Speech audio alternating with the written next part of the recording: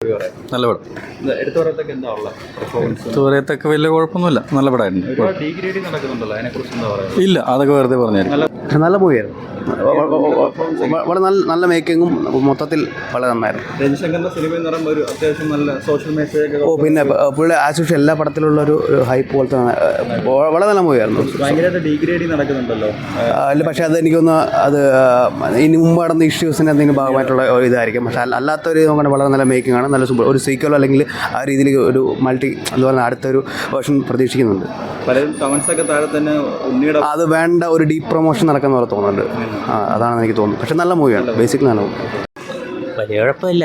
സംഭവം കുറച്ചുകൂടി ഒന്ന് മേക്കിംഗ് കുറച്ചുകൂടെ നന്നാക്കായിരുന്നു. അതായത് സ്ക്രിപ്റ്റിൽ കുറച്ച് സ്ക്രിപ്റ്റിങ്ങിൽ ഈ നായകൻ്റെ ഈ നിസ്സഹായാവസ്ഥയൊക്കെ കുറച്ചുകൂടെ ഒന്ന് എക്സ്പ്ലോർ ചെയ്യാമായിരുന്നു എന്ന് തോന്നി. കാര്യം നായകൻ്റെ കണക്റ്റ് ആയില്ല. അല്ല, സംഭവം പടം നല്ല ത്രില്ലിംഗ് ആയിട്ട് എടുക്കാൻ നോക്കിയിട്ടുണ്ട്. അത്യാവശ്യം കണ്ടുകൊണ്ടിരിക്കാൻ കൊള്ളാം. ക്ലൈമാക്സിനോട് അടുത്ത് നല്ല ത്രില്ലിംഗ് ഒക്കെ ആവുന്നുണ്ട്. പക്ഷേ ഈ നായകൻ്റെ നിസ്സഹായാവസ്ഥ കുറച്ചുകൂടി എക്സ്പ്ലോർ ചെയ്തിരുന്നെങ്കിൽ അവസാനത്തെ കാര്യങ്ങളൊക്കെ കുറച്ചുകൂടി ക്ലൈമാക്സിലേക്ക് വരുമ്പോൾ പ്രേക്ഷകന് ഓഡിയൻസിന് കുറച്ചുകൂടി ഇപ്പോൾ ഒരു മാസ് അല്ലെങ്കിൽ ഒരു ഇഷ്ടം അങ്ങനെയൊക്കെ ഒരു തോന്നിയേനെ. അപ്പോൾ കുറച്ചുകൂടി ഇത് സിനിമ 2 മണിക്കൂറേ ഉള്ളൂ, 2.5 മണിക്കൂർ എടുത്ത് ഇച്ചിരി കൂടെ ഒന്ന് ചെയ്യാമെന്ന് തോന്നി. പക്ഷേ പടം നല്ലതാണ്, മോശമൊന്നുമല്ല, നല്ലതാണ്. ഭയങ്കര ഡീഗ്രേഡിങ് നടക്കുന്നുണ്ടല്ലോ, എന്തുകൊണ്ടായിരിക്കും തോന്നുന്നു?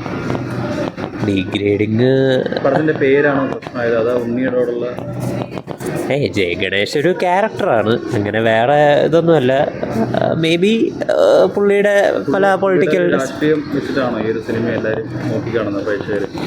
പുള്ളിയുടെ ഒരു പൊളിറ്റിക്കൽ അത് വെച്ചിട്ട് നോർമൽ പ്രേക്ഷകരങ്ങനെ നോക്കിക്കാണുമെന്ന് തോന്നുന്നില്ല. കാര്യം മലയാളി ഓഡിയൻസ് അത്ര മെച്ചോർഡായിട്ടുള്ള ഒരു ഓഡിയൻസാണ്. അല്ലാതെ ഒരു പൊളിറ്റിക്കൽ സ്റ്റാൻഡ് ഒരാളെടുത്തെന്ന് പറഞ്ഞ് വീഡിയോയ്ക്ക് താഴെ ഒരുപാട് കമൻസ് വരുന്നുണ്ട്. അത് എന്ന് പറഞ്ഞാൽ ഇപ്പോൾ ഓരോരുത്തർ ഓരോ പൊളിറ്റിക്കൽ സ്റ്റാൻഡ് എടുക്കുമ്പോൾ അതിനോട് എതിർപ്പ് പ്രകടിപ്പിക്കുന്നവർ അതിനോടുള്ള എതിർപ്പ് രേഖപ്പെടുത്തും. അത് ഒരു കലാസൃഷ്ടിയെ അത് കാരണം ഡീഗ്രേഡ് ചെയ്യുന്നത് വളരെയധികം തെറ്റാണ്. കാര്യം അത് ആ പർട്ടിക്കുലർ വ്യക്തി മാത്രമല്ല അതിൻ്റെ കീഴിൽ വർക്ക് ചെയ്യുന്നത്, അതൊരു വലിയ ക്രൂ മുഴുവൻ അതിൻ്റെ കീഴിൽ കഷ്ടപ്പെടുന്നുണ്ട്. അപ്പോൾ അതങ്ങനെ ശരിയല്ല. പടം എനിക്ക് ഇഷ്ടപ്പെട്ടു, പിന്നെ ചെറിയ ചില കാര്യങ്ങൾ മാത്രം. പുള്ളിയുടെ പെർഫോമൻസ് എടുത്തു പറയത്തൊക്കെ എങ്ങനെയായിരുന്നു?